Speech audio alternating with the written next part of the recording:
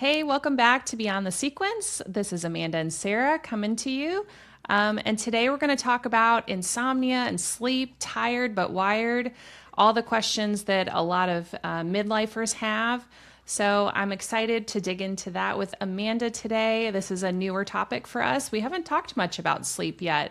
So this is going to be a really exciting episode. So Amanda, though, like, what have you been seeing in your practice this week? We like to just kind of dig into some of our clinical cases that we've been working on recently.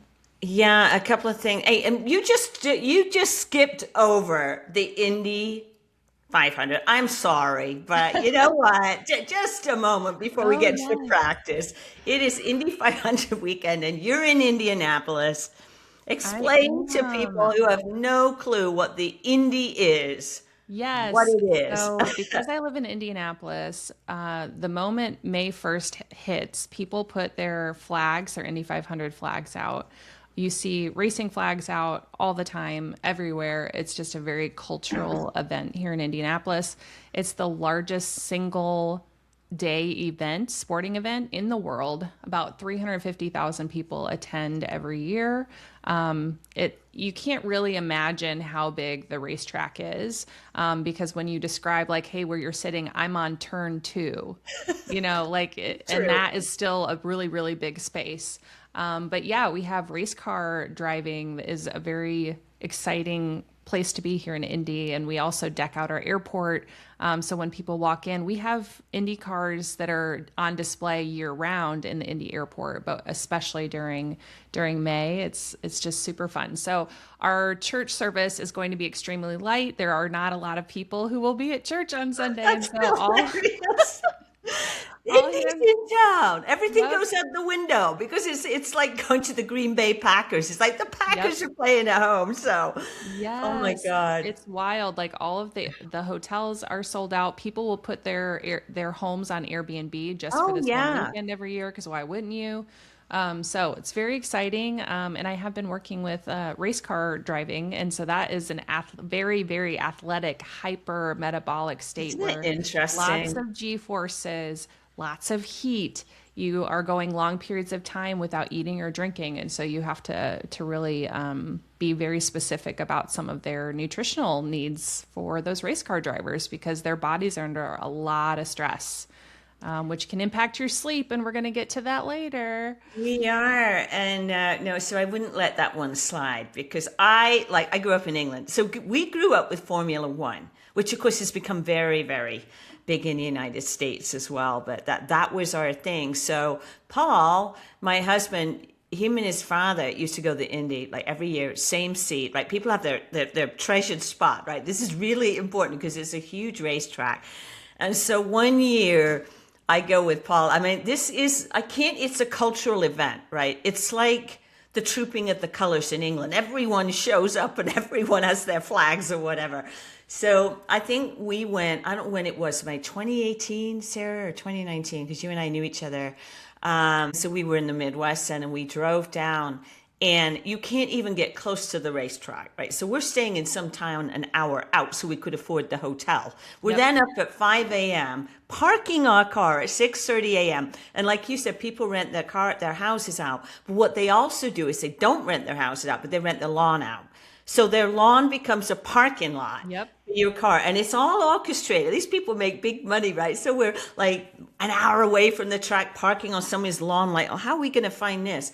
And I tell you, Sarah, it had to be like 100 degrees that year. It was so hot and Yeah. humid. It was one year that was extraordinary. And there we were among the piles of people who are passed out because it's so hot. But it was fun. You know, you get to walk around. If you don't ever do it, you got to do it once. And so I have officially been to the Indy 500. Yes, I I didn't understand a thing, but I was there. Formula One, I get, but it's like, yeah. Anyway, it was fun, and all the like ceremony, and there's a specific song that's sung, right, and then yep. you have flyover, like the B-52 bombing or whatever it's flying over, but it was very fun. I'm sure it's a spiritual experience for some people. Yeah, It feels amazing to be with everybody singing along and yes. um, Just, yeah, I have yet to go. I might be brave enough to go to Carb Day on a Friday. Greg unfortunately had a last minute trip, and so he wasn't able to go. But we were talking about Oh, going because Counting Crows and Switchfoot are playing oh man, today, Counting and I was like, Crows. oh man, and bring the kids for that because it's less crowded, and it's kind of a similar environment. They also are doing Oscar Mayer wiener races, like they bring in all the That, cars, and yeah, it's yeah, hysterical. I it watched it, is. some of the reels from that last year. One of them started smoking and broke down. So I think they max out at like 40 or 50 miles. No, they go 70. They go faster than that, but yeah, hilarious. But some of the things I don't enjoy, which are crowds, noise, and being around people who are drinking a lot of alcohol, are some of my least favorite things. So Yeah, it's a very it's sensory overload for me. Maybe one day I'll be brave enough to go. I know that's why I only went once. But Sarah, what you have to do is then switch to Formula One. That's a whole Mm. different experience. And as to whether people are drinking a whole bunch, I'm sure they are in some places. But one year, tell them we need to get on with this podcast. But now so NASCAR, no, the Indy is like, it's a big car race, but it's not Formula One car. They're constructed differently. But so we grew up with Formula One, and it's really become big in the States, and it's fun. And I would never say it's the same kind of cultural event as the Indy, because it's like yachting to having like your little rowboat. I mean, it's completely different in terms of the crowds, whether we love that or not. But one year, twice I did this living in Europe. I ended up in Monte Carlo, and we just kind of waited down there. I don't know, took a train down there and had our tents. We were going to camp on some beach. Obviously, it wasn't in Monte Carlo. But like, what are all these crowds doing? And we camped somewhere, got up and went down and said, oh, wait a minute, it's Formula One. Twice we did that. And back then, you could get close and it was free. I mean, it was amazing because that's a crazy track in Monte Carlo. So, and then in Germany, they used to have one on I think it was the Nuremberg Ring, close to Heidelberg, that you probably remember. And when they weren't racing, you could get out with your rollerblade. So we'd rollerblade the Formula One track. We were allowed to do it. It was fun. It was a long way around too. But anyway, So so cool. Yeah. all that to We have friends who will go and they will camp at the track. And then I yeah, have friends who, instead of driving, they will bike. You can bike yeah, down like downtown and then over west to get over to the track. So they'll park their bikes versus driving, and totally. little hacks you can do for the big race day. So very exciting.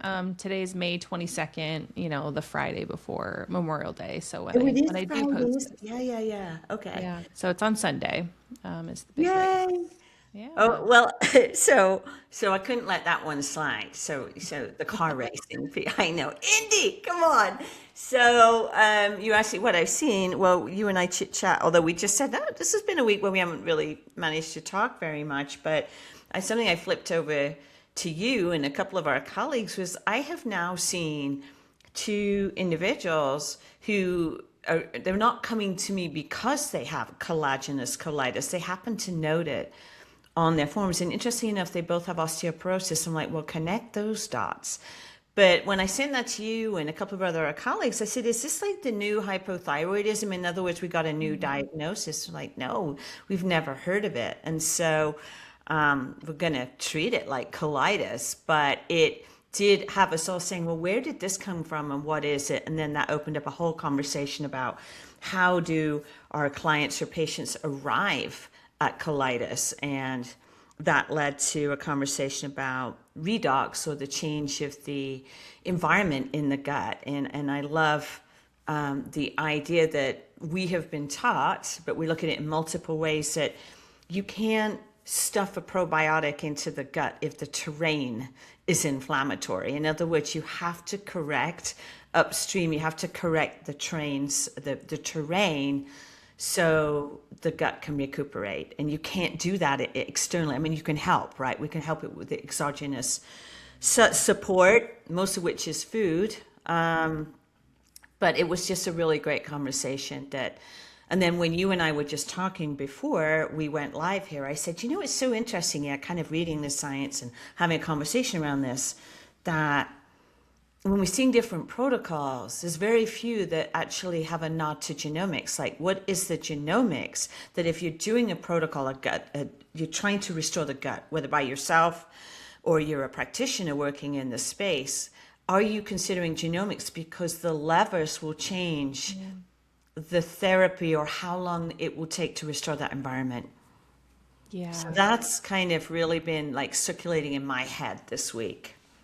Yeah, and so often, I'll listen to a presentation. I'm like so excited about it. You're like, okay, but what's the genomics? Like every time you're just like, okay, but what genes are they also assessing while they're looking at that biomarker, while they're assessing that condition? Because what's going on upstream, what's going on at the cellular level. And I was giving an example to like the Omega Quant test that Bill Harris has designed. And during a talk that I did or that I attended that he gave, I was like, what are you seeing with FADS 1, FADS 2, with increasing needs for omega-3s, or we're converting to arachidonic acid at an accelerated rate? How are we handling that? And he didn't really know the answer to that question. I was a little surprised when he's one of the foremost researchers in omega-3 6 index. So I think that, things like that really put into play just how important understanding our genetic foundation is, because if we have increased needs for those certain nutrients, but we're not testing it, or we don't know why those labs are off. Exactly. I mean, we just see that in the DNA blueprints of those individuals. Well, I'm thinking while you're talking about the omega quant, why, the EPA and DHA are just so critical, or the 3-6 balance. But what also won't have been studied is, you just mentioned FADS1 and FADS2, which are integral to EPA and DHA production endogenously. But the demand for EPA and DHA is probably going to go up if you have different impact genes. So if you think of IL-6, IL-1, CRP, IFN gamma, interferon gamma, any of these that are gain of function genes that are opportunistic, or as we're going to talk about today, cortisol is high. The need for EPA and DHA is going to be higher to restore homeostasis. And that's, of course, we're not talking about when we're looking at variants in blood clotting. So that's a whole different conversation. But I mean, it's true, right? If the backdrop leans pro-inflammatory just from your genes alone, then how does that impact what you need or the dosing for EPA and DHA?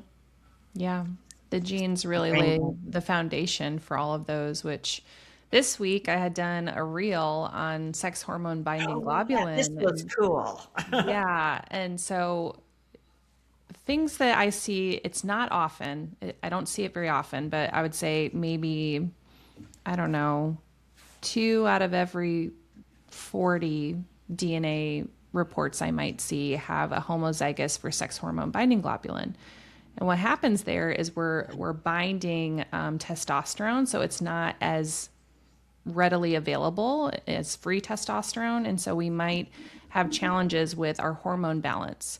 And that comes into play in midlife and beyond, or infertility, or PCOS, which has now been renamed to what was it? Metabolic. The S is metabolic. PMOS, I believe. PMOS. Yeah, it was a Yeah. metabolic, which thank goodness for that, because just it was like trying to chase a ghost with diagnosing it as PCOS. You had to meet a couple of these criteria, but it's very, very Wow. metabolic with insulin resistance, Of and course it is. cortisol is usually involved. But I wouldn't be surprised if sex hormone binding globulin was involved with some of these PMOS cases as well.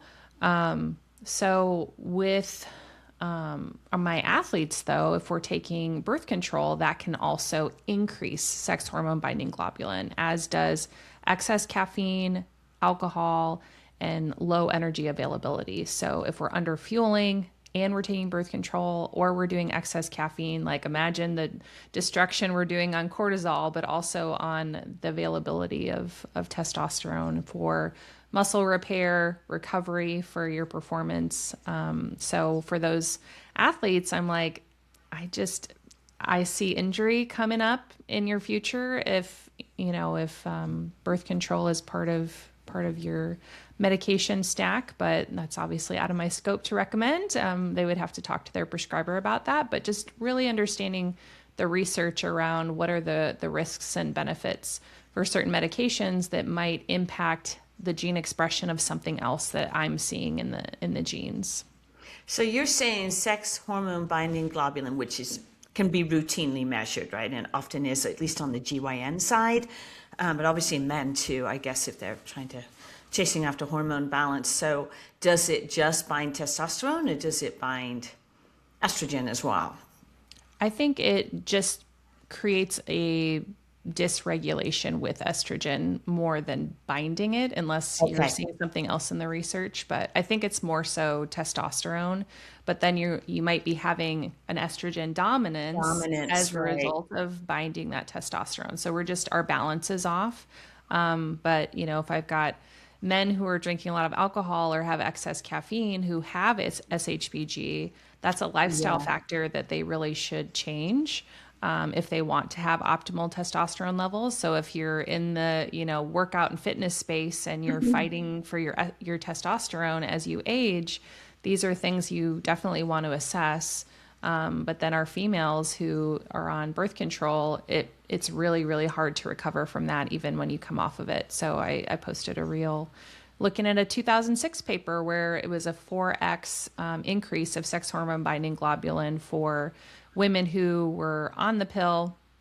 Women who discontinued it, they still had elevated levels of sex hormone binding globulin compared to those who had never had the pill. So the role of the hormone then is to bind, like you're saying here, free testosterone, so remove it from circulation. So why would the in your mind, because I know you talk about this, why would the birth control pill exacerbate that? Well, it can deplete a number of our B vitamins, and it also impacts our oxidative stress enzymes with catalase, superoxide dismutase, and glutathione peroxidase. So I think it's probably has a role upstream with some of that oxidative stress that downstream, interacts with SHBG. That's what I think. I don't have papers in front of me to say that, but I'm just I know, but I know this is something that concerns you because.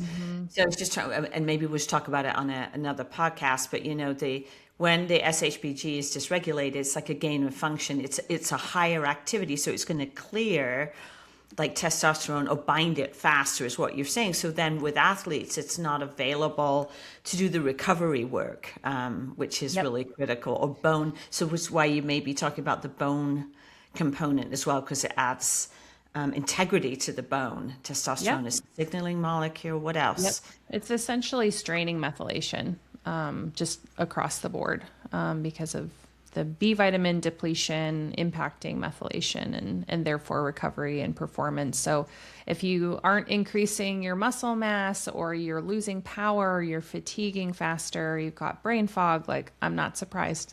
Yeah, that's super interesting. Yeah, we should really dig into that one. That will be a really popular conversation, or particularly with birth control, because at least when I was young, it was just given out. It wasn't a conversation. Same. And I do actually think, looking back, because we didn't know, there's a connection between birth control and depleting progesterone, of course, and osteoporosis. So that does not surprise me at all that we didn't know about. So, And we're just not spending our dollars to research women's health needs. We're just kind of still being experimented on, which is... I don't know. I think Stacey Sims is changing that big time. She said, "We are not little men." That's right. I love that. It's just, she's out there, and she's just on a, huge circuit of podcasts here in the States. And it's just really good. Some of the research that she's just been promoting, and the role of resistance training and why it's so important, et cetera, et cetera. So anyway, that's Stacey. Yeah. Okay. I want to revisit this SHBG thing because it's coming up a lot in midlife, with some of my clients. But like you said, we don't see it dysregulated a lot. Not homozygous. I don't know if I've seen that.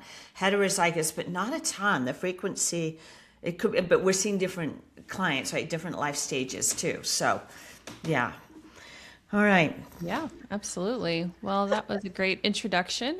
It was a long one, right? Went from NASCAR and Formula One to what we're seeing. So I guess we should get started on what we're supposed to be talking I about. know. You never So know where far we're we going get. to take you on Beyond the Sequence. So, but we did want to talk about sleep today. So, essentially, when we're reaching midlife, we're hearing complaints about being exhausted, but you can't fall asleep, or you're wired but tired, or you're tired but your mind's still racing. So these things are becoming more and more frequent, I think, as stress increases across the board in the United States and around the world. But also waking up in the middle of the night and you can't go back to sleep. How often are you hearing that from your friends or family, or we're hearing it from our clients often? So, stress and poor sleep habits definitely are going to have a role there, but what's underlying with your predispositions around some of that. So those things are going to change in midlife, but we want to get more specific that the body is no longer completing the transition from day to night. What's disrupting that? So it's not just about sleep shutting down. Multiple systems are at play here. The nervous system, hormone signaling, and energy availability. So, as always, with our guide, the things we like to discuss on Beyond the Sequence with some of our cases, what we're seeing and those patterns that we see in our clinic and with our clientele, why it's happening, and the biology behind those changes, including the nervous system, our circadian rhythms, hormone rhythms, and then the patterns we recognize. So, where people misinterpret signals, or they get stuck trying to fix sleep directly. We get lots of melatonin recommendations, Boy. or try this, try that. And women in particular are desperate to fix their sleep, and they'll do anything. And I think, at least for me, I say this often: if I can fix sleep and I can fix, pooping, I can solve a lot of problems. I can change the world. But supplementing bucket loads of different things, and we've got a chemical soup. What's actually helping, and we want to get our best return on ingestion, as you like to say, Amanda, your coined phrase. And then how do we guide? So the principles that we use to help people restore their body's natural transition into sleep and recovery. So Amanda, what are the most common sleep complaints you're hearing from your clients in midlife? And I actually wrote them down because I want to compare them to what you're seeing too. So bear in mind that we overlap somewhat in our client population that we see, but mine classically are 40 and older. So I'm going to see probably, but not always, more sleep disruption in my quote patient population. But it'll be interesting to see what you're seeing with your athletes as well, because it all fits together. So exhaustion paired with difficulty sleeping, or they may sleep but wake up exhausted, right? Classic. I do not know what that feels like, Sarah, but I hear it. I mean, that, of course, I never was a mother, so I get that comes with motherhood, right? So let's be real, but that is so real for people. So some people can have sleep disruption, but they still wake up with energy. But they're on autopilot and it will crash in the end. But a lot of people that I'm seeing, they can get to sleep, but the quality of their sleep is awful, and they wake up feeling like they haven't slept, like they're drugged, and they may not be taking anything. Going to sleep, that's number one. Going to sleep, but waking between 2 and 4 a.m. And then lying awake. Sometimes they can get back to sleep. Some people do. Some people just give up. Like, I'm done. And then again, they're on autopilot. Forget it. Oh, I feel fine. But you can imagine if we could look at their epigenetics, the wear and tear on their systems is not what they're experiencing. And it does crash. Feeling wired all night, but foggy in the morning or all day. So that's the cortisol switch. That's just not allowing you to step off the podium. Inconsistent sleep, doing everything right. And what I think, Darren, it's funny, I'm just reading this, but I think some of the things that are very disruptive now are some of the wearables, because that itself creates you can get your sleep quality, but sometimes it doesn't belie what you think you had a good night's sleep, but you actually didn't, or it can create its own stress. Well, I didn't achieve sleep quality. So, yeah. So I don't have one of those devices. I cannot go to bed wearing something on my wrist or what have you. It's like, nope, I will Yeah. not measure that. Yeah, Yeah, it's interesting. or they get pretty just obsessive about their sleep scores, and that in and of itself Exactly. increases cortisol. We're like, what did I do wrong? I've got to fix it. So very kind of one track mind about optimizing everything Everything. and Exactly. create a new Um, stress. yeah, it is its own stress. So, number five, tons of supplements. Tons. Feeling, now this one is really coming up a lot with me. Feeling hormonal. I hadn't heard that for a while. Like, I feel really hormonal. It's hormones or irritable. And some people will even say psychotic, manic. Um, Yeah, but that I'm seeing, Sarah, in young adults, young women, not men, young women, but I'm also seeing it in perimenopausal women, not postmenopausal. So I'm wondering if you're getting that too, because that is like, whoa, feeling manic. Often that I would say what I'm seeing, so let's have a conversation about it, is more about brain sensitivity that's aggravated by hormone imbalance as opposed to hormones making you cranky. I'm hormonal. No, it's what I'm really seeing is like PMDD. It's a brain that's super sensitive to hormone changes. It's a very difficult situation to walk people through, but I'm seeing it more and more prevalent. So, definitely. Yeah, I think as you're talking about like the cortisol or the wired but tired, some of you guys have probably heard my health story, but when my babies were really little, you're not sleeping super consistently, and that's just out of your control. Sleep is more important to me. Good sleep, I will guard that with like so much defensiveness. Like, if you're disrupting my sleep, I am not a happy camper, and that is way more important to me than even good food. wait a minute. I am Right, very, right, right. very particular about sleep because that will impact me hugely with kind of my mental health space, the fogginess and even chronic pain. But when my babies were little, there was a time shortly after Wesley was born where I was hallucinating. He was crying when he wasn't, and just was not right in my mindset and in my clarity of thinking. But I had my cortisol tested, my hormones tested, my neurotransmitters tested around that time, and everything was low. It was just like a low Worse. hum. And my cortisol would be low in the morning, so I would have a hard time getting out of bed, and it would go up at night, Oh right before man. bed. And So so you it were was, inverse. yeah, it was horrible, horrible. So I was not sleeping well. I'm so grateful I sleep really well now. Ideally, 9 hours is kind of my sweet spot. So I try to protect You need a 9 lot of hours of sleep. sleep. I Yeah. do need a lot of sleep, and women in general tend to need more sleep than men. So just realizing your sleep pattern might be different than your partner's, and And you know that's how okay, people. Yep. And how can you figure out how to make that work together? Because obviously, going to sleep at the same time is also a connection. So when one of you goes to sleep, then the other one. I struggle going to sleep before my husband because if he comes in and he wakes me up, then I do struggle going back to sleep. Like I've just Mhm. hit that going to sleep mode. So that makes it more challenging because I'm like, I don't want to go to sleep before he does so that I don't wake up because that will make me feel groggy.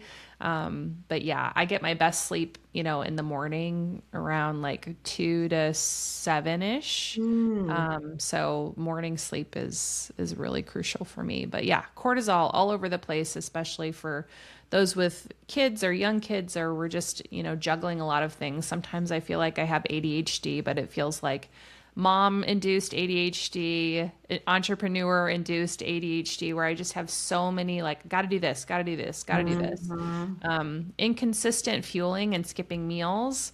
This is a big one. And I think sometimes we just get busy and it's just easier to skip a meal and work on the thing that you're focused on, not really thinking what it's going to do to your metabolism and your cortisol, including weight gain, lack of focus, hangry.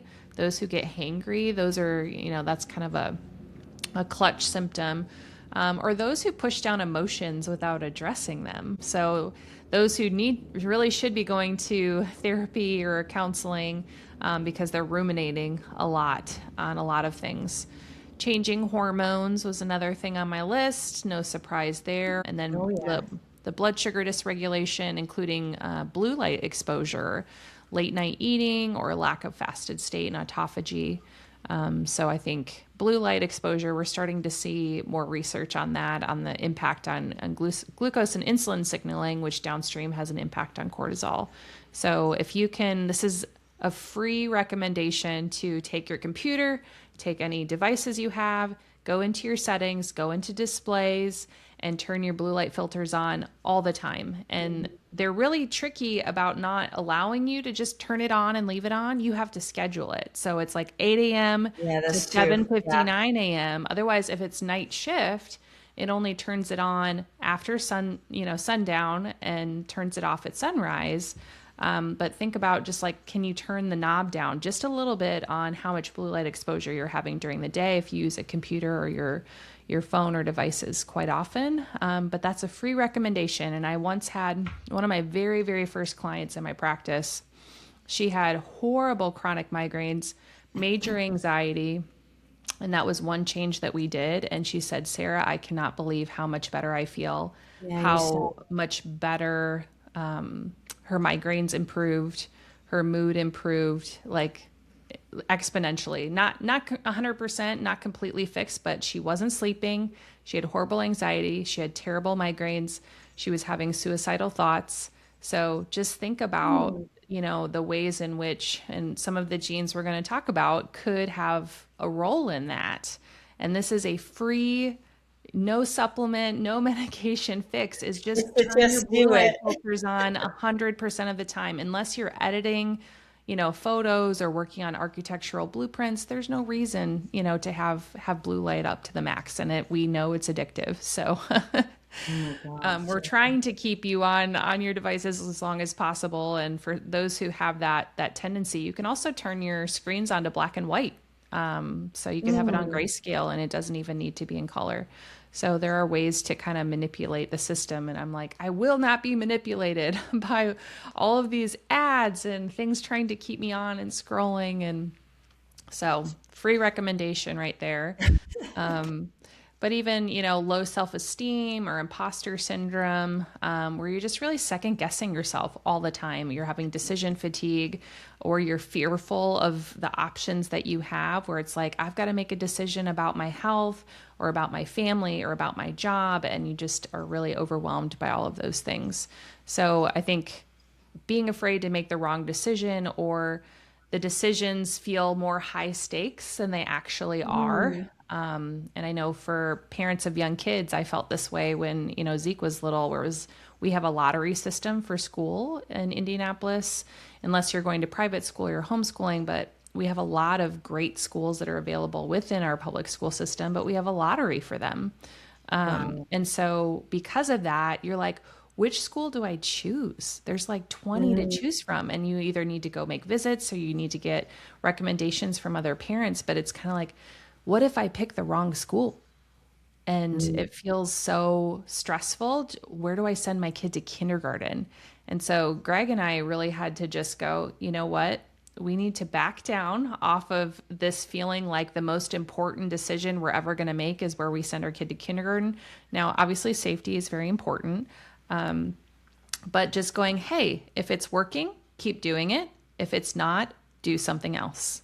And, just take that conversation year to year. Go, hey, is it working for our kids? Great, keep doing it. If not, try something else. And whether that's, applying for the lottery for a different school or trying a private or a homeschool option. So it's not as high stakes as you think it is, and just kind of calming down the rumination on that too. It's interesting you mentioned the word rumination, and we'll kind of go back all the way back upstream and look at this topic from biochemistry and genomics. But the rumination piece, we never stop learning in genomics. And I think one of the hardest areas of genomics is to understand some of these signaling molecules that a lot of us just jump over when we're looking in the neurological area, like mood behavior, neurological signaling. And In our little deck of cards, which gives such interesting information, are some genes.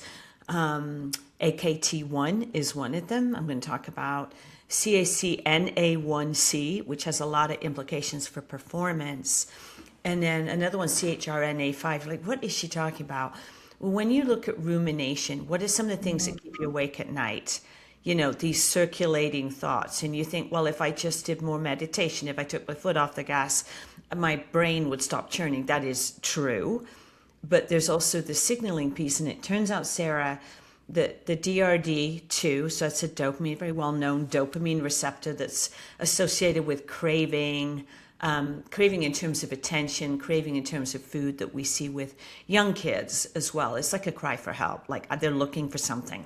So biology, but DRD2 signals to AKT1, and AKT1, its job, so it's downstream. It's like one hits the next, and it's a relayer.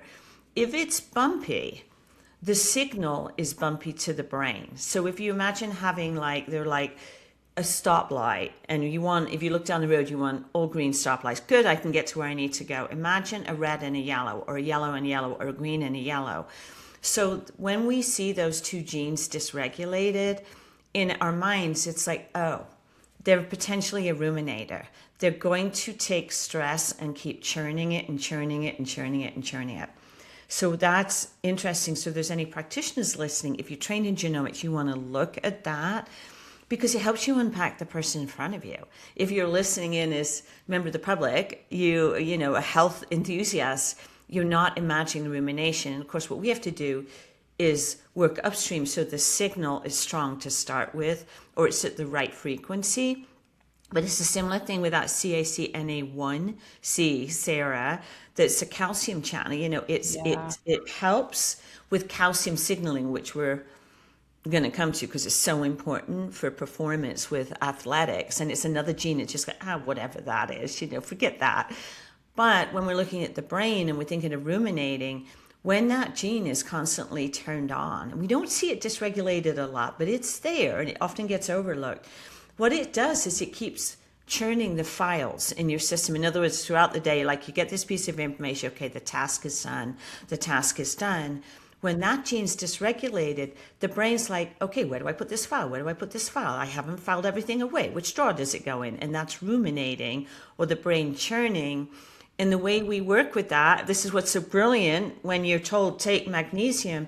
Magnesium is the antagonist to calcium. They work together, right? So what we do is we try and give that gene some parity, I guess, so that it's not always in the on position. But the key is to take your foot off the gas. But even if you did, right, the gene, it still has a little bit of a gain of function. Like, So I know you brought that one up somewhere, Sarah, but it has a lot to do with performance, like muscle twitch, fibers, right? So how are you? Is that coming up at all for you with your athletic population?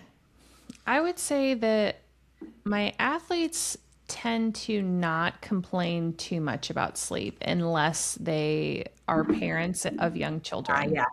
So I would say even though they travel around the world and across so many time zones, and that's at least with beach volleyball, they're on the world tour. And so they are changing time zones constantly. I rarely hear them complain about sleep. Yeah, They're probably young, too. exhausted. They're probably ready to sleep because of all the Yeah. physical activity that they're doing. True.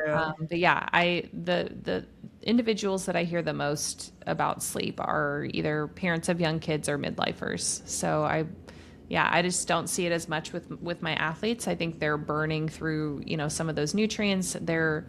The things that athletes ruminate on are their own performance, or, maybe trying to find sponsorships is a little stressful. Yeah, Where's my paycheck coming from? Or they've got to schedule, all of these airline issues, and they've got to, see how they're going to get places and book their hotels. But I think because it's such a practice that they do all the time, it probably isn't something that gives them that kind of anxiety as much. But those that do have either issues with sleep tend to also be those who have Oh, anxiety, and I'll see elevated glutamate levels, which pops into some of these snips that you're talking about. Because glutamate is that excitatory neurotransmitter. If you combine that with calcium channel signaling, you're going to be a hot fireball with anxiety and rumination, poor sleep. So, and that goes back, because I don't want to skip over it. Like one of the things that we're seeing are, I'm sleeping, but I'm waking up exhausted. And so, but you're anxious too. So when you peel back all the layers of biochemistry and we get into how you're actually making energy, we can actually run labs in many, many times. So we think about making energy, we kind of go through this cycle called the Krebs cycle. And when you get through that, you enter the wonderful electron transport chain, and that's where you make energy, your ATP. But when you're wired and tired, or you've slept but you wake up exhausted, usually it's a clue to us, either gut, but there's a nutrient availability issue, which there usually is, or there's a logjam in this mitochondria. And to your point about excitatory and anxiety, let's say there's 12 numbers on the clock and you can only get to 4 o'clock. You start at 12 and you get to 4 and 4 backs up. A lot of times that backup is then going to send that nutrient over to make glutamate. Not always. It could cause a reverse in the mitochondria, which means you're just not making energy and you're actually gaining fat. Does that sound familiar, people? But the sidekick is this molecule, alpha-ketoglutarate, is converted to glutamate, which is your excitatory. So like you said, you'll run labs and see very high levels of glutamate. And glutamate has its buddy, right? Its sibling, which is GABA. GABA. It's GABA. And a lot, what we can now see in genomics, and it can be any human, but see it a lot with our midlifers and young kids with quote, they have behavioral issues. No, they have really high levels of glutamate and they have a hard time making GABA because there's a couple of genes and a healthy dose of zinc and B6 that are involved, all of which can be depleted. But we see that connection over and over. And so sometimes the fatigue is the gut to mitochondrial issue, and it is not because you're not doing all the right things, getting up with the sun, doing the blue light management piece. It literally can be some inefficiencies of gut disruption and nutrient availability, and it is not resolved by gobs of supplements, people. Sorry. You can take all the supplements you want to supplement the end of the chain, but if you can't get there, then you're just swallowing a lot of expensive supplements. See a really good clinician if that's you. They'll know what to do. But interview them that they understand nutritional biochemistry really well. So, yeah. Anyway, Absolutely. Yeah. I liked you had put in the notes here your wow moment that sleep is a transition, not a switch. And I liked that. I think allowing that to wash over me and just go, you're so right. Like this is a transitional phase, from day to night and from our sympathetic to our parasympathetic nervous system where we're not in fight or flight mode throughout the day. And not that going to work and, accomplishing all these tasks during the day is necessarily fight or flight, but it's just your laundry list of things to do. How do you transition from your list to your rest? Mm-hmm. And I think that, going back to kind of older cultures, or even growing up in Europe, but not the UK, it really is what aperitivo is about in Italy. And it's not about, let's have a drink. It's actually, let's stop and disconnect the day from the evening and spend time around the table talking, not with your phones, but like meeting people, maybe somebody in the community. It's something you do on the way to dinner, whether it's at home or it's on the way home from work, and it's a stop.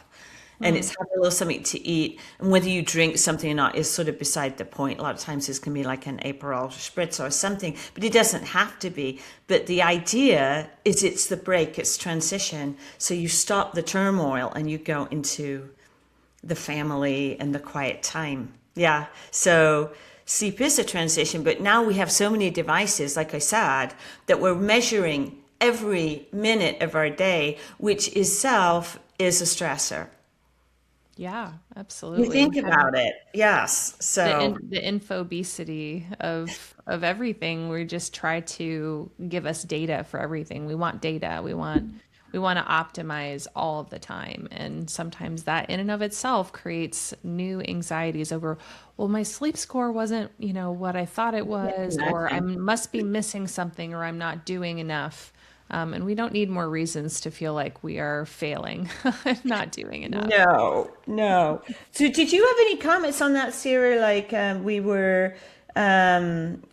just, yeah, we just sort of jumped into a little bit why it's happening, the role of the nervous system, how it impacts sleep. And I think it was something you said, and I jumped in with these signaling genes.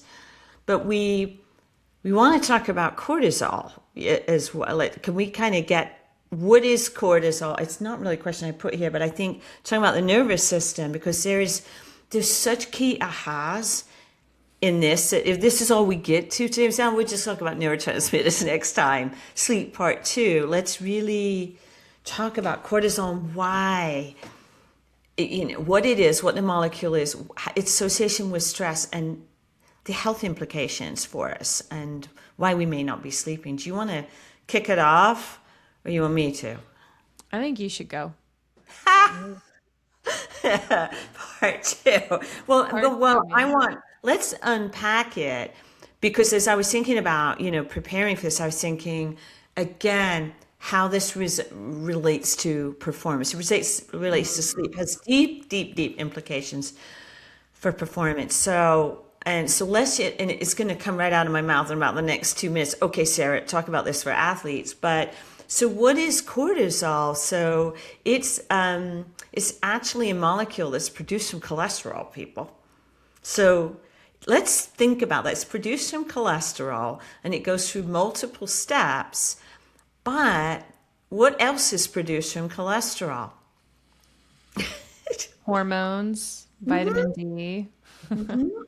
So when you look at this, okay, so what is cortisol? Well, it's a molecule that is produced from cholesterol. And it's a signaling molecule. It's one of the major ways the body signals to multiple systems, like do something. But and we're going to talk about that in just a moment. But what is interesting is when you look at genomics and you look at really good pathways, we know that cortisol shares a gene, CYP17A1. And the body says, okay, what am I going to do with cholesterol? It goes through a bunch of steps, and it gets to this point in the road. It says, either I'm going to make progesterone, or I'm going to make cortisol, and at the same time, maybe I'll make testosterone. So what actually can happen is if you're making cortisol, you divert the substrate array from making progesterone, which is vitamin sleep, right? And when women say they're hormonal, maybe, or they're having a lot of, what am I trying to think, histamine reactions during their cycle, or they're very hormonal, or they have migraines. Well, one of the things we might look at is the propensity to produce cortisol versus progesterone, or having genes that kind of get in the way of synthesizing progesterone, and allopregnanolone, which is the active molecule that works with GABA. Or have you actually, because of the demand on the body and how much stress you're under, diverted everything to cortisol, which then will impact hormone availability for any human. But it made me think about athletes as well. High amount of stress, right? And when we think of women who are some of your young athletes or runners or marathon runners, like really putting their bodies through the ringer, they will often lose their period, right? They will stop cycling. We say, oh, because they lost their body fat, but maybe they've lost their ability to make their sex hormones as well. It made me Yeah. think about that when I was thinking about this. Yeah, I mean the energy deficiency piece is a huge part, especially with endurance athletes when, your period is one of your markers that your body's functioning well, and we either dampen it because of performance or dampen it with birth control for one reason or another. But yeah, it's a huge tell as far as well, what's happening now? Because as soon as your period's gone, whether that's midlife or you're in your 20s and you're doing endurance sports or having an eating disorder, your bones are coming next. We're 100%. we're stealing all those nutrients, from your bones just to keep your body online in the other ways. Like when we're ranking, what are the systems that are most important? Well, you got to keep your brain and your circulatory system online, but your hormones are going to go first. Reproduction's going to shut down just like in a famine. In a famine, oh, now's not a good time to reproduce. Now's not a good time to have a baby. Your bones are not 100%. far behind to go next, but we have, when we're ranking all these systems in order of importance, we're going to allocate nutritional Survival. resources in a certain order for survival. Exactly. And interesting enough, what does cortisol do? It's actually brilliant. I mean, it is there as a survival mechanism. It It gets you out of bed activates, in the morning. gets you out of bed. No, that's why it's higher in the morning, except for our very depleted people, and it's upside down. And we often say, "How do you even get out of bed in the morning?" I think Meryl Brandwine, who helped me, like through my perimenopause, and I didn't even know I was in it. She said, "How do you even get out of bed in the morning?" I thought, "I just get up." But when I looked at my nutrients, I'm like, "Oh yeah, I could see." I'm my own best case, but that's what I didn't know. What I didn't know quite a few years ago. But cortisol does get you out of bed in the morning. I mean, it signals to it signals to your fat stores. I'm trying to think in plain English and not in our biochemistry. So it releases fatty acids into the bloodstream. So you've got energy and glucose into the bloodstream. It actually suppresses your immune system. Very brilliant, because the immune system takes a lot of energy. So if you're in a fight or flight mode, and it's great to suppress it for fight or flight, it's not great to suppress it over the long haul, which is where autoimmunity starts to peak its head. But it also elevates blood pressure. Think about this. Okay, so it dumps fat into your bloodstream, dumps glucose into your bloodstream, suppresses the immune system, at least for a period of time.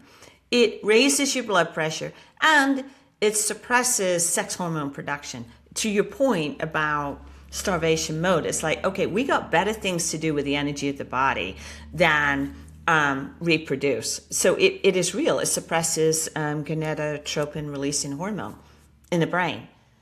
Wow. So So that's why I many think about connections. athletes too. Like they have all these energetic needs. So we're going to stop you from ovulating or what have you because we have better things to do with that energy, which is called survival. You have to get to the end of the race. So it's really interesting to think like that. Yeah, absolutely. Thankfully, more and more programs, universities are implementing sports dietitians to just talk about like you have to eat more. Whatever you think you're eating, it's probably still not enough. Yeah, right. It's 80%. I mean, in Yeah. college, just to keep weight on, if I wasn't putting something in my mouth literally all day long, I would lose weight or just Yeah. wouldn't be able to gain Needed. muscle. There's not enough resources for that. Wow.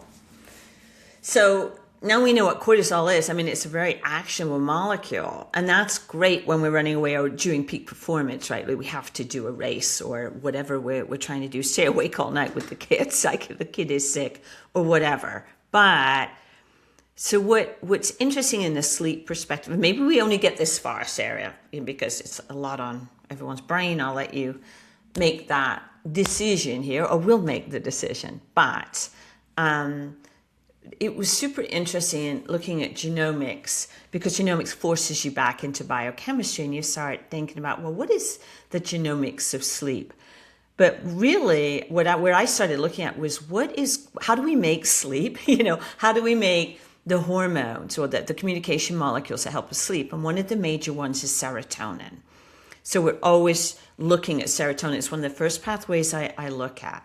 And here's where the amazing information is. So to make serotonin, you need a starter molecule. It's called tryptophan, which is why everyone says, oh, during turkey day or whatever, we're Yep. always really sleepy because it's and we're eating it with mashed potatoes or sweet potatoes. So we got the perfect recipe for making serotonin, which is tryptophan and a nice dose of insulin, right? We won't go into the biochemistry of that.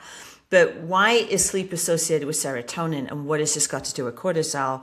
Serotonin is a substrate, or it's upstream from melatonin, Melatonin. right? And I think the molecule in between may require a 5-HTP. Yeah. yeah. Yeah, 5-HTP is above serotonin, and then there's this something like ASMT. I think there's a methyl reaction, I can't remember without looking, between serotonin and melatonin. So you gotta have the right starting molecule, tryptophan. And here's the kicker. There's all kinds of genes and SNPs that are involved in between, which we can see a SNP is a variant on a gene that may make it more active or a slug. But here's the thing, tryptophan has two ways it can go. It can go be sequestered and push down the serotonin pathway. That's what we want. But if you put it in the environment of a high cortisol environment, which is, what's a high cortisol environment? High stress, high demand, never being able to sit down, constantly being on, constantly ruminating, all the things we talked about. Tryptophan can go a different route. And this is like kind of the danger route. And it gets driven that way by certain genes. There's certain genes that are opportunistic. Interferon gamma is one of them. And I can't remember, the other one is FKMP5 or something. It's on one of the life code reports. Anyway, so it's very sensitive to cortisol. And so tryptophan, instead of making sleep, now goes a different direction and goes into, and there's another part of this, but we'll talk about this one direction. And it goes into the kynurenine. I can never say this. Kynurenine. Kynurenine.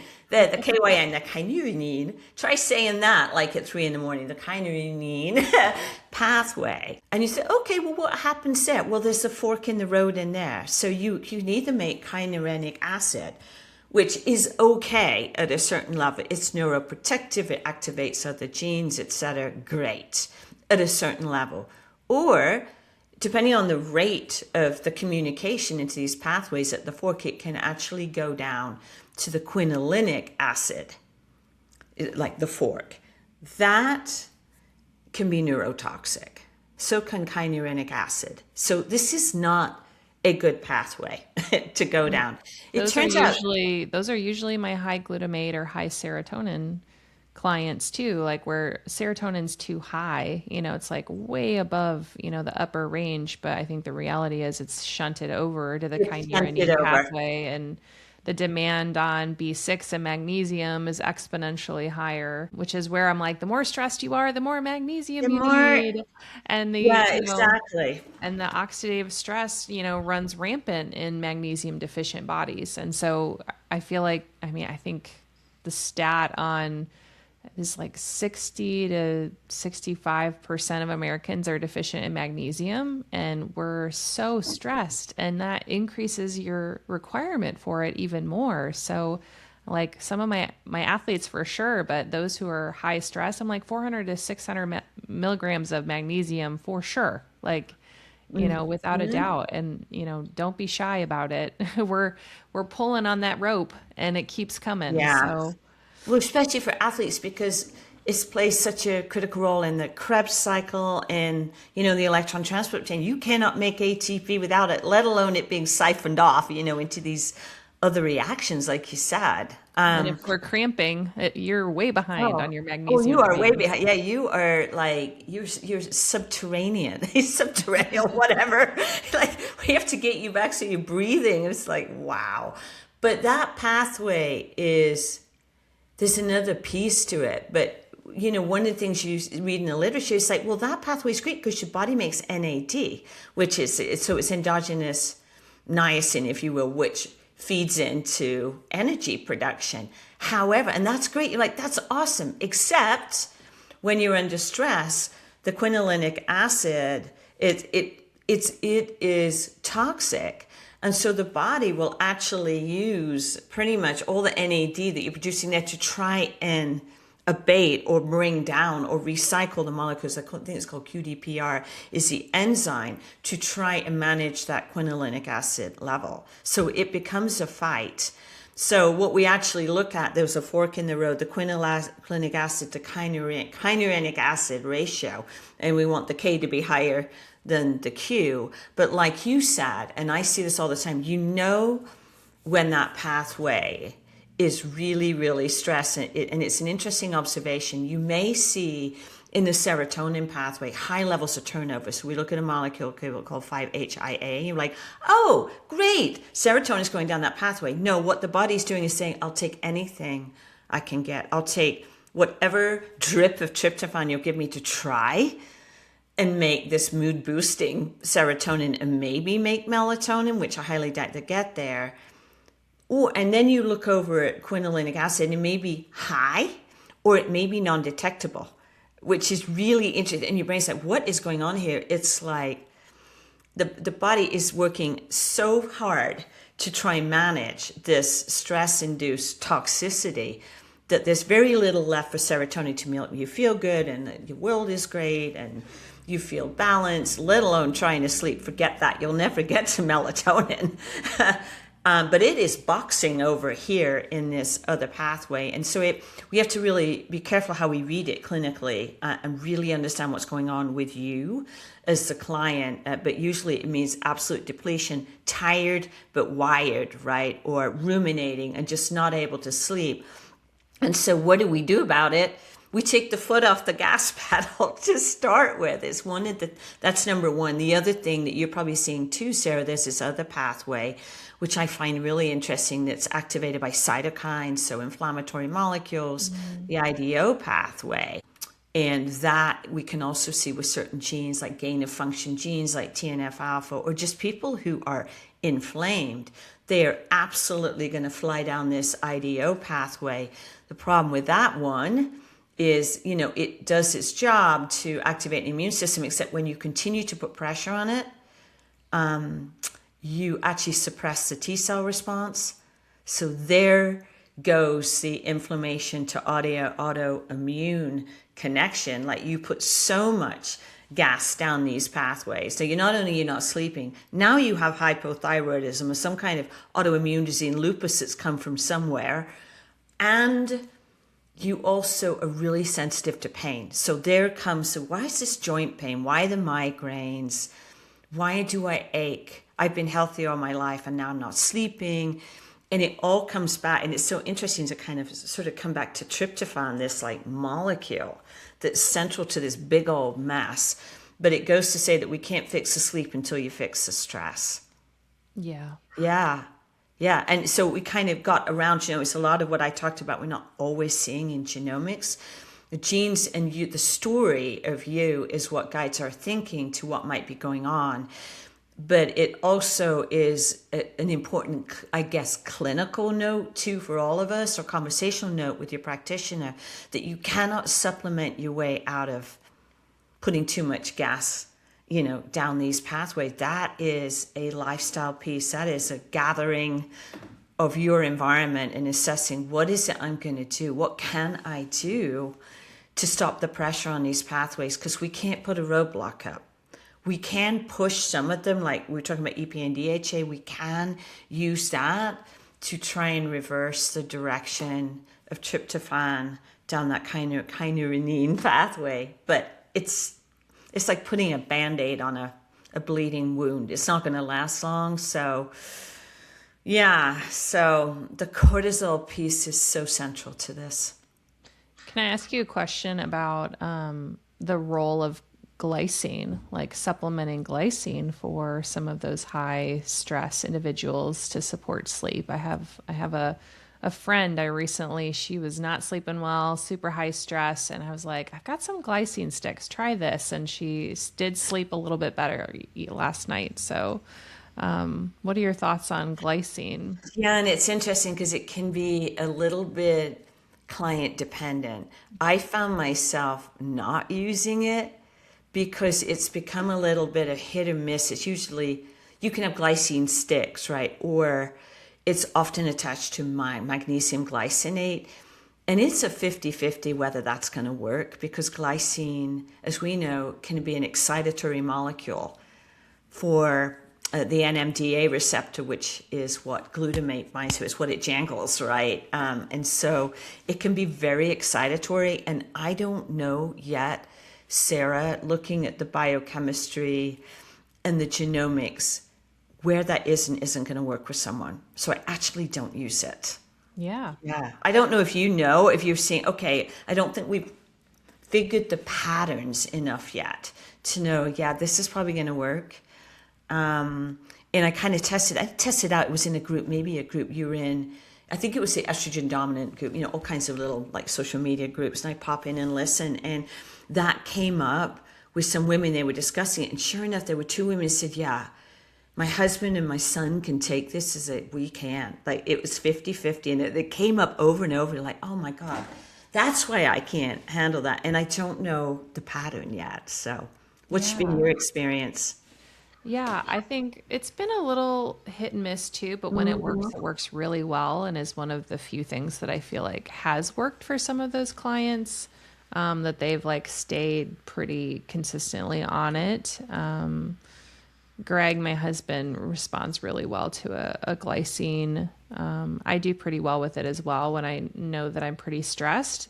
But I think I've noticed it helps with histamine to some degree, but it also, as you said, like can be excitatory I don't know the combination, Yeah, I don't know of yet the genes either. that really, it's like to say that this is good and won't induce like a histamine neuroinflammation or vasodilation, sensitivity and Yeah. that kind of thing. But yeah, so I guess the I mean, jury's still out on our glycine the discovery, but glycine, yeah, it definitely trended down. And it has such critical roles in the body. I mean, it just does.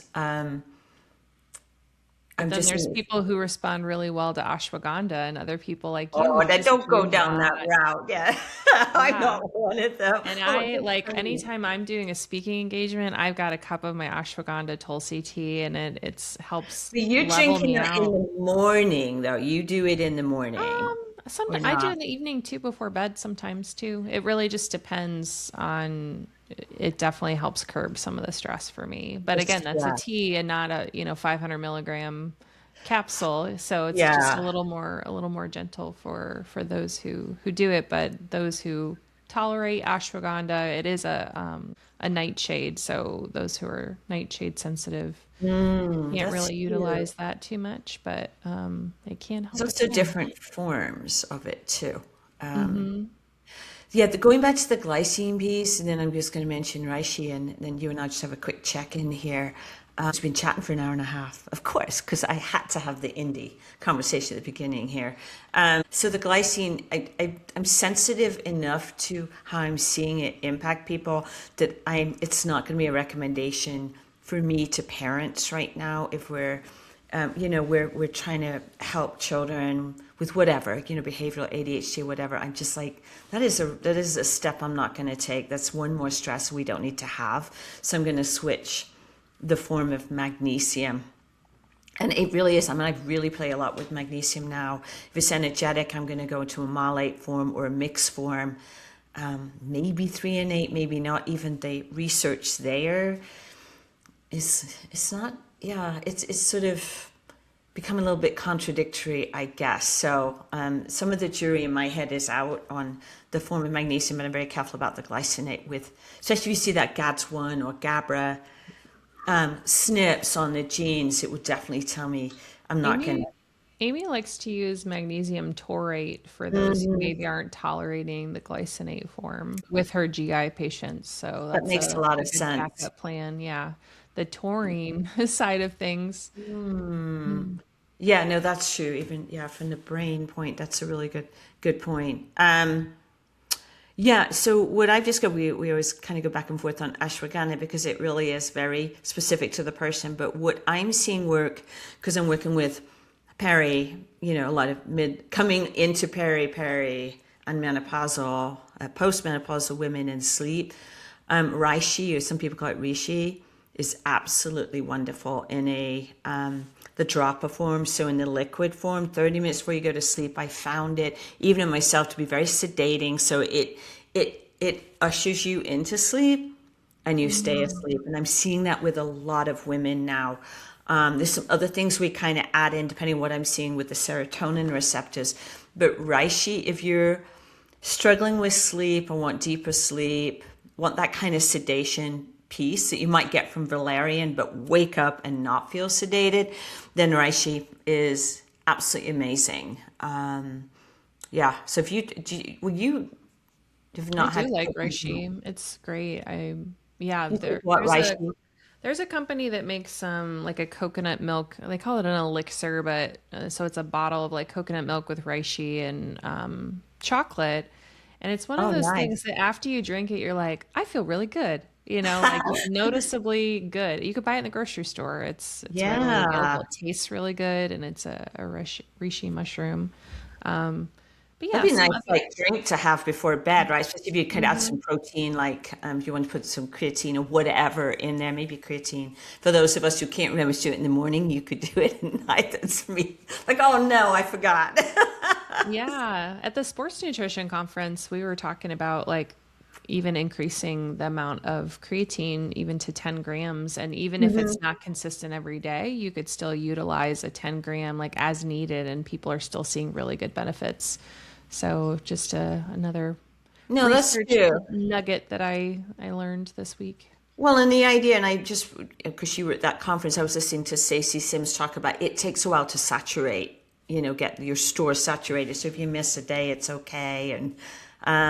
But I'd rather we added something in like that where we literally physiologically know what that is doing versus a protein powder mix. I'm like, I don't know what that's doing. Of course, my needs or my patient needs are very, very different, but I do like the single kind of amino acid approach from creatine for energy too. So yeah, well, Sarah, like we've been chit-chatting because I, of course, waylaid us and took us into the Indy and Formula One at the beginning of this. What do you think? We've been an hour and a half. Sleep is a huge topic. Do you think we should Well, kind of we're at an combine? hour 10 right now, so it's Oh, not too bad. We were chit-chatting before I pushed record. oh, So all we're right. doing Well, we're what am doing I okay. talking So I about don't then? feel like we got to cut it off early, but yeah, I Okay. mean from, my background in tea is even just some of those herbal teas, you can't go wrong with trying some different combinations. You mentioned valerian, which does have some contraindications with certain medications, so make sure you look into that. But like your skull cap, chamomile, a lavender, gosh, what are some of the other flowers that I was thinking of?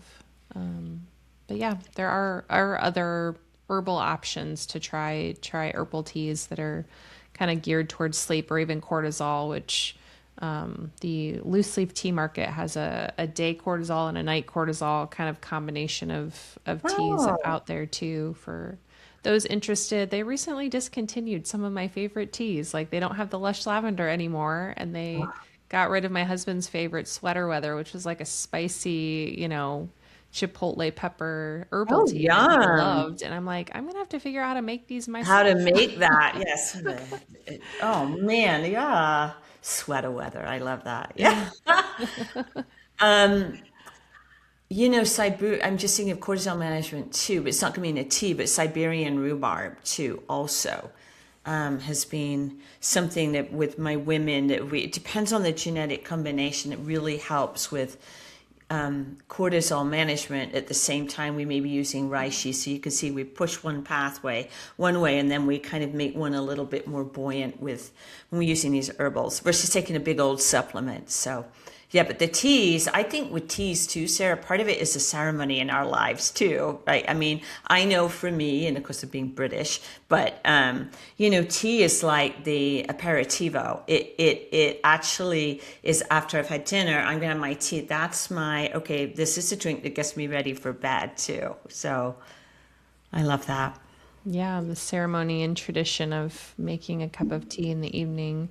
I mean, for a long time, I used even just the celestial seasoning sleepy time tea, Oh, you did, which yeah. has some mint, spearmint in it, and a couple other herbals. But it's very nice. But I like to ask people, what is your evening routine? Like what are you doing in the evening? Is that leading you towards sleep? Is it leading you towards, cortisol? Are you trying to do too much in the evenings? I had a female client who was a lawyer who did a lot of work in her bedroom, Oh, wow. at Yeah. night and staying up late, and just high stress and wasn't sleeping well, not surprising. But just creating, a calming, tranquil environment in your bedroom, or some systems of trying to calm down as the evening carries on, whether that's taking a bath or doing some stretching or some qigong or, some of that vagus nerve activation that we've talked maybe ad nauseum in some of our episodes, but the rest and digest is part of the nervous system and actively interacts with cortisol to help us move into that direction that is more restful and tranquil. So Yeah, I was sort of thinking through all these routines, that it's just so interesting when you look at ancient cultures or I look at Mediterranean cultures, their way of living is parasympathetically oriented. They're sitting down in the evening with people or whatever. Maybe they're watching TV, but they're not engaging in disputes or high impact something. They're maybe things to change, but in general, not chasing numbers. Like they actually respect the rhythms of life. And that's what I love about working with Shannon Lemantier in Europe, who I mean, so much of what she teaches is how to have a routine in your life, And it's not like structured, well, obviously there's times that you do things, but there is a rhythm to the day. And in Chinese medicine, there is a rhythm to the day. There's a clock, for a 24-hour clock, or maybe it's longer, that is the body's natural rhythm, and we just don't even know how to listen to that. So, hence why we have the challenges we have, in a Western society that we're not even connected to our natural rhythms. So, but I was just quickly looking at our notes, Sarah. And one of the questions, and it had to do with something you brought up.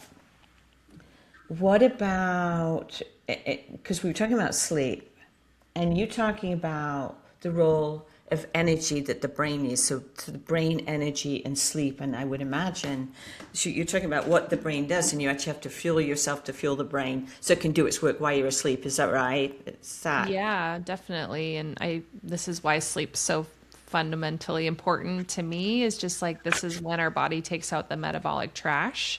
And if we're not having good sleep, we're not completing that process. And that includes if we're eating too late at night, or really big full meals and you're going to bed, you may not sleep well, particularly because the body is now going, oh, you gave me a different job. Instead of taking out the metabolic trash, I'm now metabolizing all of this fuel you've given me. And so our body is actively digesting instead of resting. That's where the overnight fast comes into play with that autophagy piece to do all that. But I had done a little bit of my own kind of research in heart rate variability during my dietetics program and inversions, with an inversion stool. So like your shoulders are you're upside down, but on like a soft stool, rather than doing a headstand or a handstand up against the wall. And my heart rate variability, despite how I was in probably one of my most stressful semesters of the entire program, my heart rate variability continued to improve purely from doing some of these inversions. And I probably have mentioned this on another podcast episode, but it's really fascinating that even though, we're in a high stress season, there are other things we can do to combat some of that. And so that you could put your legs up on the couch and just lay on the floor, kind of thing, rather than having a whole different system around things. But there's a reason that changing our postures is a really helpful tool to improve the exchange of metabolic byproducts that go through the brain. And there were research papers I had quoted in that paper that I wrote. But it's so measuring heart rate variability, if we're looking at our wearables, what is your HRV doing? Because that is going to be a great tool to go, oh, my sleep is better or my energy is better. So if you are actually tracking those things, you can track that in a different way. And that might be more important than looking at a sleep score. Is your heart rate variability. That's a measurement of vagal tone. Here, it's going to improve your cortisol levels down the line. So I love heart rate variability for that reason. But the exchange of metabolic byproducts in and out of the brain, that is really where that restorative sleep comes into play. Yeah, no, that's really important. And then the Chinese clock, I think, is it between 12 and 2 or 2 and 4? I No can't idea. remember.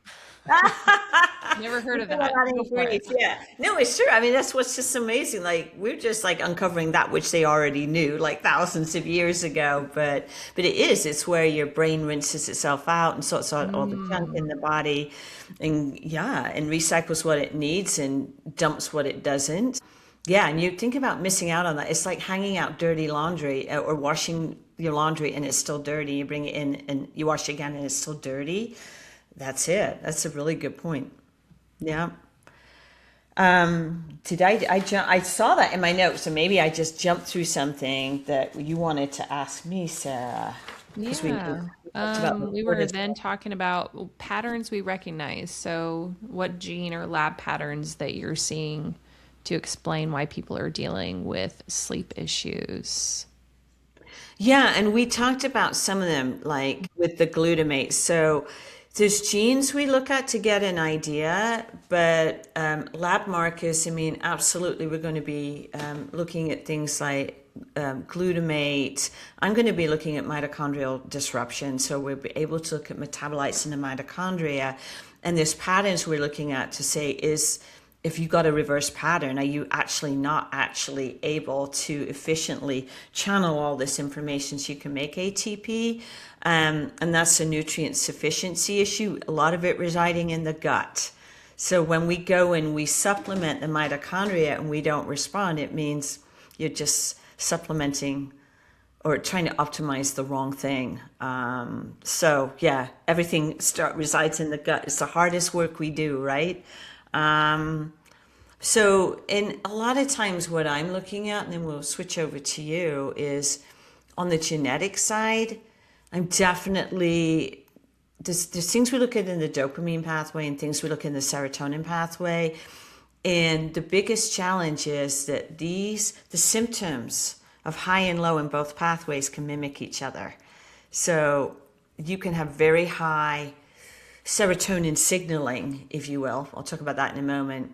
And very high levels of dopamine, and they sound the same. They show up the Hmm. same in terms of anxiety, aggravation, hangry, angry, being disruptive in your behavior, or your kids that just have disruptive behavior, being not nice to be around, and not being able to sleep. Um, and it can be either of the pathways. It's just a little bit more subtle. A lot of times in the dopamine pathway, we're going to have we're looking downstream from dopamine and we're looking to see where it's going. And if somebody has, as you see all the time, Sarah, they have a COMT that's slow.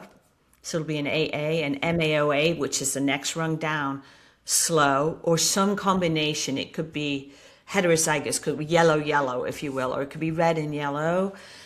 Then we may be looking at poor dopamine detoxification, and that's going to show up in anxiety. Or, the other thing, that can be the case, Sarah, but they could be rapidly making norepinephrine and they get stuck there. So they can't get beyond that. And so we're able to see that in metabolites like VMA, I'm joining a blank now, HVA, what have you. There's like 3 metabolites. And we're able to see there, along with the gene combination, whether it's maybe on the dopamine side. What are your thoughts, Sarah, before we switch to serotonin?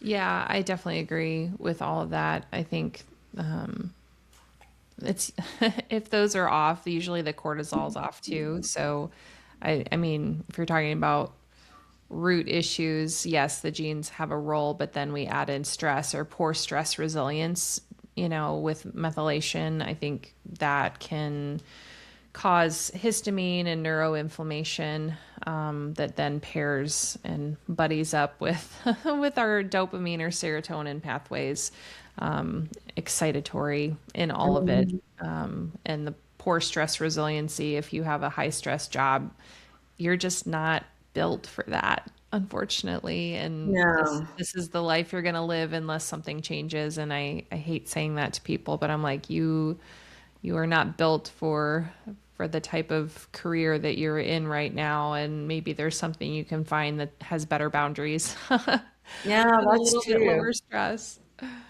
You brought up methylation, and it's an interesting point. Like, well, we won't go into exactly what methylation is because we've talked about it a lot, but I think one of the key points is in the dopamine pathway, it requires a molecule called COMT. It's the darling of the frightened communities. I've got MTHFR and I got COMT. What does it mean? Well, that's a conversation that is not answered on social media. But the point is that COMT that we need to break down dopamine requires this MT, which is it's a methyl molecule. It's an enzyme that's helping, it's actually passing on. It's the molecule actually facilitates the process, if you will. But some of the things that you mention a lot, and it's worth bringing up here, is that same molecule is required all over the body. It's required to make energy. That you can't, it just is, or creatine, to synthesize creatine in the body. So if you are going through trauma, any kind of trauma, right? But trauma also with high physical performance. A lot of us say, well, I just got to go to the gym. You're absolutely depleted, but you're going to work out anyway, and you're going to work to exhaustion or work out until you're depleted or injured. Guess what? Now you've taken that methyl molecule that's needed over here, and you're going to require it somewhere else in the body. So it is probably the most in-demand nutrient, molecule, including in detoxification. So we often have to look and say, does the body have a demand problem or a supply problem? And a lot of times it has such huge demand on these molecules, and we don't have enough supply, and genomics can actually impact the supply, that everything looks great, but poor old COMT that's trying to break down dopamine so you can go to sleep doesn't have enough information. There's not enough nutrients to go around to supply all the methyl molecules. So what you have to do, eat the right way, remove the demand on your body. Otherwise, you will constantly be chasing. It's like chasing the dog without the collar. It's like you can never catch him. You think, oh, I caught him, she's gone again. And so that's what you're putting your body through. So COMT or not, or whether you have a slow or a fast one, the fast needs even more methyl molecules. It's like biochemical economics. Yeah, it is. That's a brilliant idea. Yeah, brilliant. Biochemical economics. Maybe that'll be the name of our textbook. I mean, yeah, biochemical economics. So you can't. Yeah, you're just chasing down somebody down the street you can't catch, and we can't supplement you fast enough. It doesn't work that way. Some people think it's just you feel great for a while. I'm like, no, the issue is the demand. We can't meet it. Genomically, like you said, because of the way you're built, or maybe we can meet it for a certain amount of times and then we're done. So that's dopamine. So there's a lot in the dopamine pathway you can see, like economically, like you said, and metabolically. Serotonin is where I am finding myself doing a lot more work. It's like the quiet sibling. Dopamine gets all the press, right? But serotonin, especially in what I'm seeing in midlife, and more in women than men, is where the problem is, if you will. It's where serotonin is the problem child. It's the problem child, and it's the quiet one, right? That it's serotonin, and rarely is it dopamine. Yeah, and even with ADHD, I'm like, I think there's both pathways, but a lot of times poor serotonin is just like left out there. So serotonin, why is it relevant to sleep, particularly in our midlife and women, is what I'm saying, is because the Kickstarter for the whole pathway, is estrogen. It's not the only one, but it's a huge flame, right, or spark that initiates this production of serotonin. So you can imagine that as you lose that, you're losing the impetus, you're losing a key in the ignition, right, or whatever button we're pushing these days to start serotonin production. So that's part of the problem. It's a huge part of the problem. And even if we try to mimic estrogen, it's still a challenge. So you're losing a starter molecule. But the other thing I see this when I look at this through the lens of younger people is who are struggling with sleep, is the serotonin receptors are very finicky. And people who struggle with sleep, particularly when if they're going through menopause, a lot of times it's how we're going to kind of soften and work and cuddle and push and cajole these receptors, because you have what we call pre and post synaptic. So the synapse is where the information is passed through from between your neurons, which communicate in the brain. That's how we pass information. It's where the brain fog comes from. It's like, oh, if we can't fire information across this gap, then the receiving end doesn't get the signal. Some people have very, very sensitive receptors that if you turn up the volume on serotonin, here, just take 5-HTP, you'll sleep better. It makes serotonin. They're going to go and put a pillow over their head and say, what did you just do to me? The world for these people is very loud and very chaotic. And we can actually see that in their SNPs. There's a presynaptic, its sibling in a certain form is just like, it's like a bouncer. It's like you're just not coming in here, right? And so where we get into trouble, we get through life, usually body's like, there's a consistent estrogen signal. We've got a consistent impetus into this pathway, and it doesn't matter. Well, just like however neurotic these receptors are, estrogen is pretty consistent, right? It's when we lose the consistency as we go into perimenopause or maybe birth control, we're changing the volume on what the body hears. That's where the irritability, the up and down, the moodiness, and the inconsistent sleep or the change in sleep patterns comes from. As you can see, as our cycles change, and we're looking at women, our cycles change, or if you have PMOS or anything where there's this hormonal like discommunication, the brain perceives that as a stressor. Period. And that is something we have to sort out for sleep. How do we sort the signal out? And that's why 5-HTP and melatonin is amazing for a section of the public, but the rest I'm like, oh my God, no way. It actually makes it worse. Yeah. So, or if you have anxiety or, and they put you on an SSRI and they have no clue what your genes are doing or what your serotonin levels are, I think that is absolutely insane and should be malpractice. Like, yeah. you're setting them off, If you don't have the genomic information, it's not the pharmacogenomics. That's different. That's not tolerant. This is like what the genes are doing with the information we give it. So an SSRI, I mean, Sarah, you've seen the number of mothers or parents I've talked to where their daughter or son was put on an SSRI, and a 14-year-old having suicidal thoughts is not consistent with humanity. Right? It's just, how could we possibly do that to a 14-year-old? And then we have to pull them off the drug. How do you think they are going to be about taking any kind of medication in their lives? And so it's interesting working with psychiatrists who are now learning genomics. This is an amazing, incredible tool because they can actually read the signaling and know, okay, if I am going to use like Zoloft, I have to titrate up this tiniest dose because I now know what those transporters are doing. There are the serotonin reuptake inhibitor, like molecule proteins, their job is to keep it serotonin buoyant, like in that no man's land, in the synaptic gap. But you have a very sensitive postsynaptic receptor that is like walking into a room where the volume is on so high.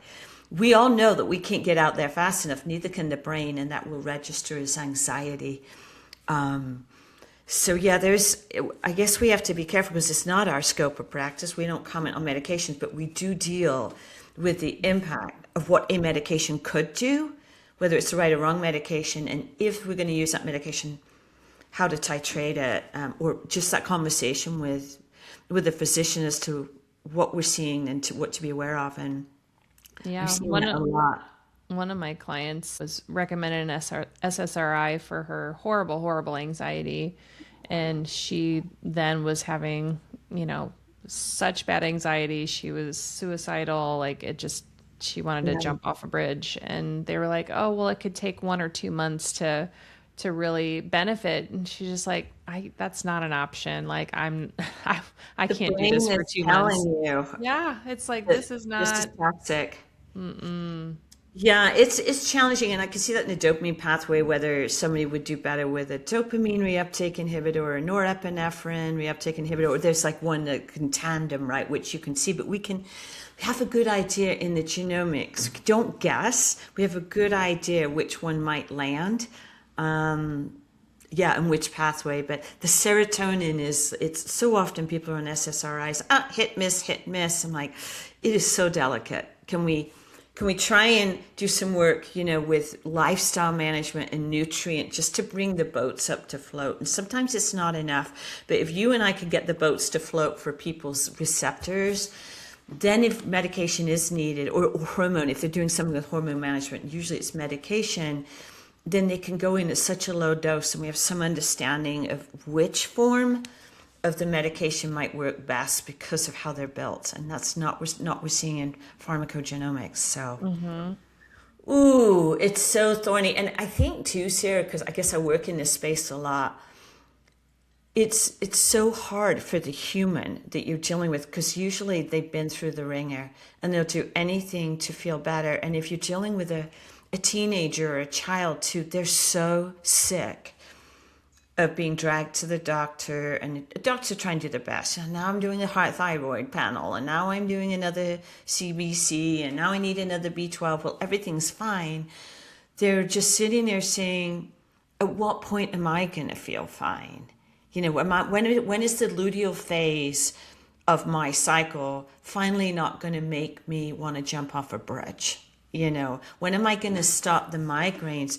Can you imagine living your life where 1 week or 2 weeks, if you every month is fear? That's not good. And I think it's where a multidisciplinary, we can work with physicians, maybe psychiatrists if we need to, with physicians, psychiatrists, really good GYNs or family practice doctors, where we can come together like, this is how this person's built.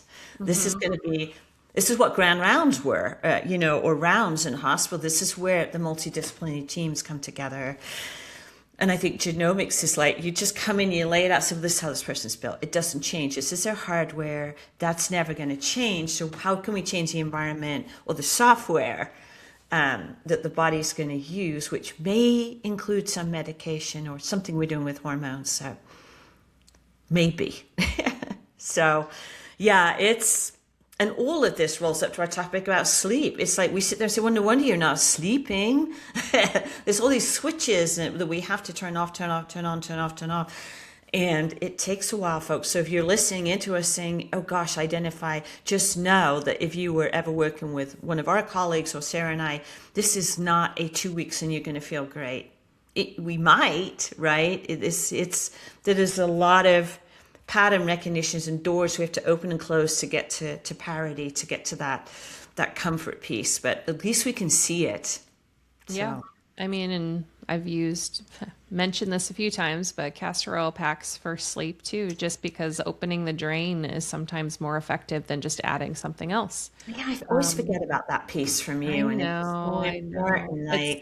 It's been life-changing for some of my female, midlife clients as well, who are on anxiety meds, who are not sleeping well, who are not pooping well.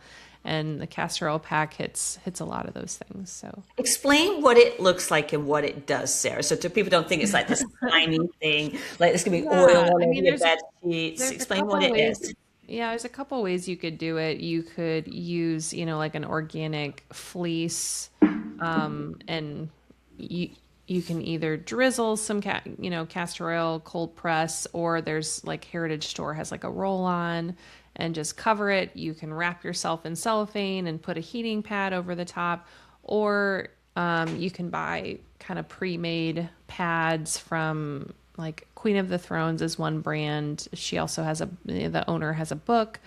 They have them for the thyroid. They have them breast pads as well. And so up over the liver ideally, but women who have, digestive issues or, menstrual cramping, things like that, you can just cover the whole thing and just whole belly, a whole abdomen. And if you're a sensitive person, start with, 30 minutes. And if you some people sleep in one, and obviously it's an oil. It can stain your clothes, but some people sleep in them and do really well. I find I get too warm because it's an added layer.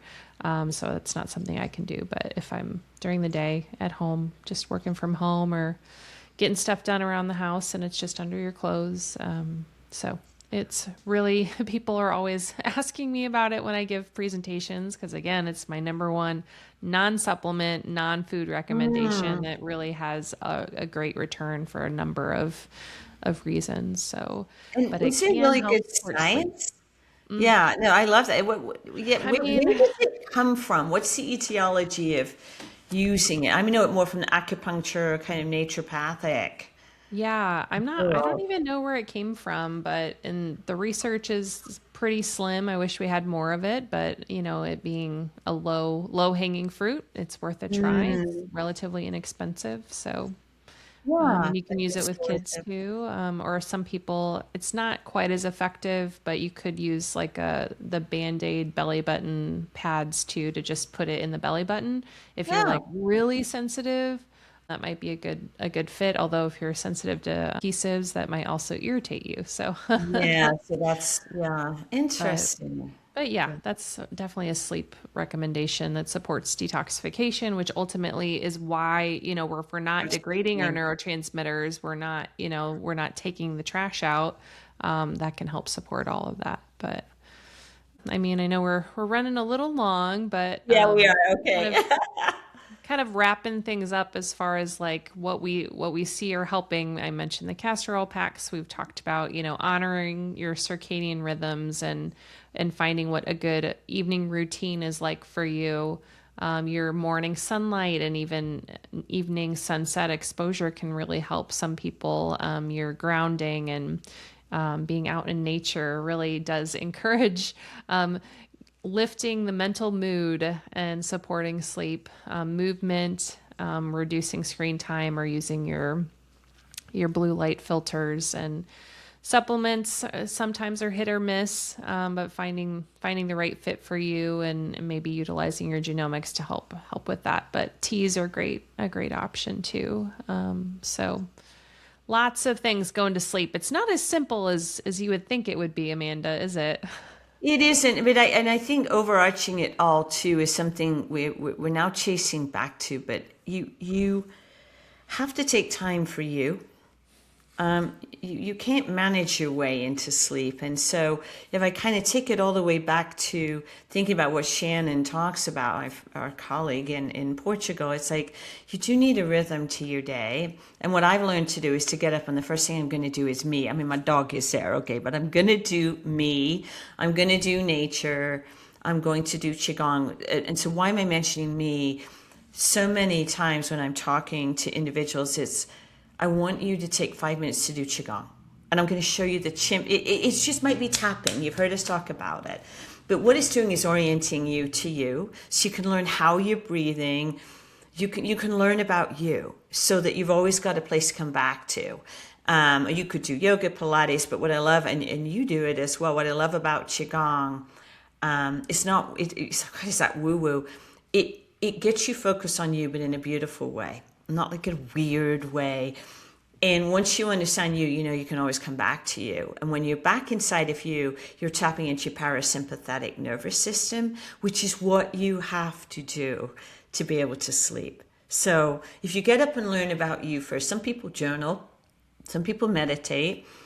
That isn't my world. It's not to meditate, but journaling is not my world. It may be for you, and that's your thing. But finding a way to tap into you, so you know what you sound like, and who you are. You would do it through prayer, right, Sarah? It's very, very important. It orients you to you and what's important to you. And once you do that, you'll learn that supplements and anything else you're doing has a role, but this is one thing you can actually control is you.